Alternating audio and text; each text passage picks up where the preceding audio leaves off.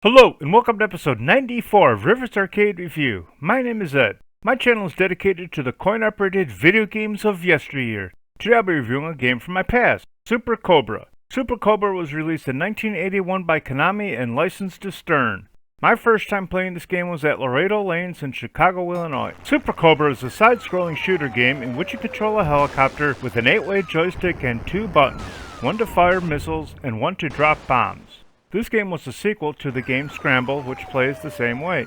You need to fly through a series of caves and cities while shooting and avoiding enemies in an attempt to reach the final base and fly away with the booty. The game begins with your helicopter at the upper left of the playfield. Your chopper will immediately begin to fly to the right. You can control the speed of your chopper by moving the joystick left to right. Moving the joystick to the right will speed up the chopper and move it right toward the center of the playfield. Moving it to the left will bring your chopper back to the left. Moving the joystick up and down will move the chopper in those directions respectively. Similarly to Scramble, you will continuously burn fuel as you fly through the cities and caves. There will be fuel tanks placed around the bottom of the playfield. You need to either shoot or bomb these fuel tanks in order to increase your fuel supply. Your chopper begins with 65 units of fuel, which is displayed at the bottom of the playfield. You will burn 1 bar of fuel approximately every quarter second. You will earn 10 bars of fuel every time you destroy a fuel tank. If your chopper runs out of fuel, it will fall and crash, costing you a life. The first stage, you will face a series of rockets. These rockets will begin at the bottom of the playfield and will fire straight up in an attempt to destroy your chopper. You can shoot these enemies either while still on the ground or while flying through the air. These and all enemies can be destroyed with either your missiles or bombs. You can also maneuver your chopper to avoid these enemy missiles. Contacting one of these rockets will cost you a life. During this level, you will also face guns at the bottom of the playfield. These guns will fire missiles at your chopper. You need to avoid these missiles because they are indestructible and contacting one will cost you a life. You can destroy the guns on the ground with both your missiles and bombs. As you move through the stage, the color palette will change, although this will not affect gameplay. After you make it through the first series of cities and caves, you will be shown the message 1,000 miles cleared, showing the first level has been completed. After clearing the first level, you will immediately enter the second level. The second level will have the same enemies, although the missiles will no longer fly straight up, but they will be fired at an angle and will form an arch-shaped pattern, making them harder to avoid. These missiles will follow a predictable arc until they hit either the top or bottom of the cave or one of the city walls. It is also possible to shoot these missiles. After making it through the second series of cities and caves, you will receive the message 2,000 miles cleared. After clearing level 2, you will face a new enemy, the flying red saucers. These red saucers will fly around and attempt to crash into your chopper, costing you a life. You can shoot or bomb these enemies to destroy them. The missiles and guns will be at the bottom of the playfield, although they will not fire at you. After you make it through the third level, you will receive the message 3,000 miles cleared. The next level will play the same as level 3, although the flying saucers will fly faster, as well as there will be more on screen at the same time. Clearing the fourth level will bring the message 4,000 miles cleared. Beginning with the fifth level, you will face another new enemy, the falling mines. These enemies will begin at the top of the cave walls and will drop randomly toward the ground. These mines can be destroyed by either your missiles or bombs. You can shoot them while they are on the ceiling or as they are falling. In addition to the mines, the ground guns will also be firing missiles at you. Making it past the fifth level will display the message 5,000 miles cleared. The guns on the ground will still be firing at you, although now they will no longer be stationary. These guns will move from their beginning position and travel to the right following the terrain until it reaches another item on the ground. The enemy rockets will also be on the ground, although they won't fire at you. After clearing the sixth level, you will receive the message 6,000 miles cleared. Beginning with level 7, you will face another new enemy. Throughout this level, you will have meteors flying toward the left of the playfield. There are 2 types of meteors you will face. The first type will be the red meteors. These meteors will fly quickly to the left.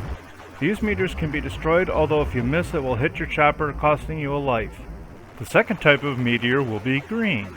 These meteors will move much slower than the red ones, although they will home in on your chopper. You need to shoot these meteors, otherwise they will crash into your chopper. It takes 6 shots to destroy both of these meteors. After making it past the 7th level, you will receive the message 7,000 miles cleared. Beginning with level 8, you will face another new enemy, the small green flying saucers. These enemies will fly in an up and down pattern and not only try to crash into your chopper, but they will also fire shots at you. Although the missiles and ground guns are still around, they won't fire at you. Clearing this level will give you the message 8,000 miles cleared. Level 9 will play like level 2, although the ground guns will not fire at you. This level will be an extremely short level compared to the previous levels. Clearing level 9 will bring the message 9,000 miles cleared. Level 10 will be a series of tight corridors that you must navigate.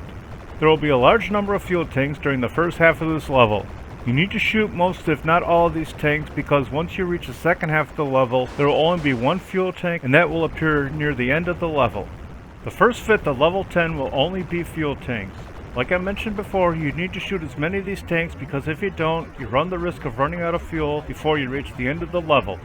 Reaching the second fifth of the level, you'll be fired at by 2 missiles before coming up on 9 more fuel tanks. These will be the last tanks you will get until just before the end of the level.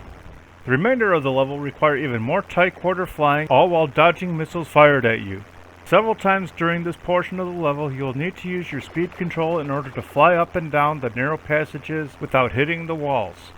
For example, if you are flying down a narrow passage, you'll need to fly quickly to the right wall and change your speed and fly toward the left as you are lowering your chopper. To fly up a quarter, you need to do the same except push up instead of down. Making it past all these obstacles will end the level and you will get the message 10,000 miles cleared. After clearing level 10, you'll enter the enemy base.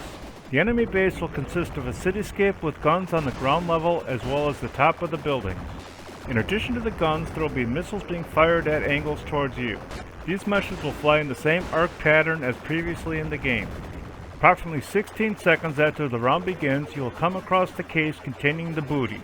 The booty is protected by missiles and guns. You need to pick up the case by the top with the bottom of your chopper, because if you hit it anywhere other than the top, it will explode and you will get the message, "Booty destroyed, challenge again," and you must go through the entire level again.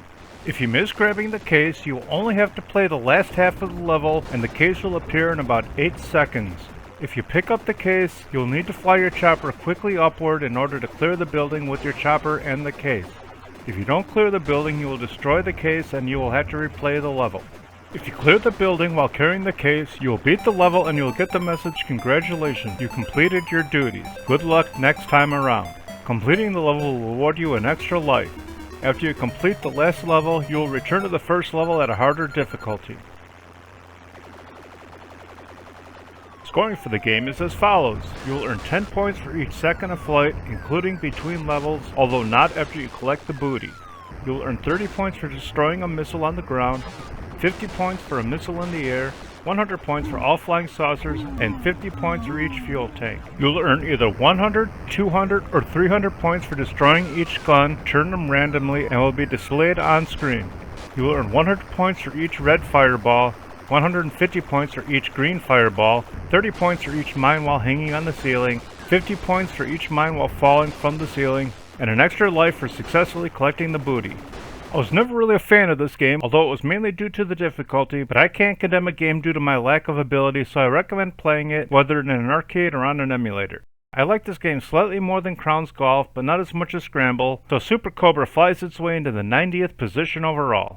Thanks for watching, I hope you enjoyed it. If you have any games you'd like me to review, please leave a message below or on my homepage. Please remember to like, share, and subscribe, and stay tuned to new videos every Wednesday and Sunday.